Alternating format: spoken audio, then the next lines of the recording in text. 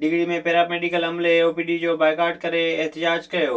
Paramedical अमले तालिब हुसैन आरा ऐं मोहम्मद हसन मुर्शिद ऐं ॿियनि तालके अस्पताल जी ओपीडी जो बाइकाट करे एहतजाज कयो।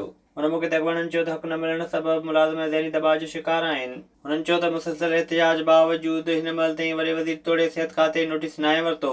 अॻवाननि चुता ॾिनो त जेकॾहिं मसइला हल न कया विया त एहतजाज जो दाइरो वधायो वेंदो।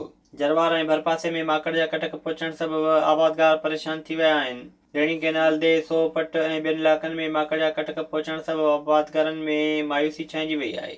मियां दादमर तनवीर हुसैन ऐं ॿियनि जो चवणु हो त माकड़ रेणी कैनाल वारे इलाइक़े खे चट करण बैदि ॿियनि इलाइक़नि जो रुख़ कयो आहे। हुननि आला अख़्तियारनि खे अपील कई त स्प्रे कराए फ़सुल खे बचायो वञे। जोर में तामीराती कम दौरान बीम किरण सबबि पुरत दॿिजी फो थी वियो।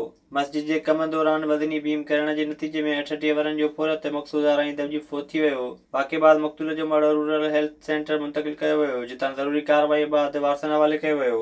मक़तूल जो मड़ घर पहुचण ते कोराम मची वियो। कोटड़ी में ज़िले इंतज़ामिया association of trade and industry पारां ग़रीब अवाम लाइ सस्ते अटे ऐं खंड जा स्टॉल लॻाया विया।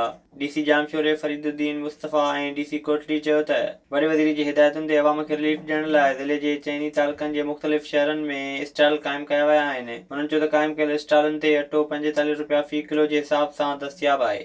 जुडे में पीरसन औरत दुकाननि तां कब्ज़ो ख़त्म कराए तहफ़्फ़ुज़ जी अपील कई आहे। बेवा औरत बल्कीस खानम राजपूत दाईंदे चयो त गोल मार्केट भरिसां संदनि 3 दुकान आहिनि जिन ते अॻूणो मुलाज़िम कब्ज़े जी कोशिशि करे पियो।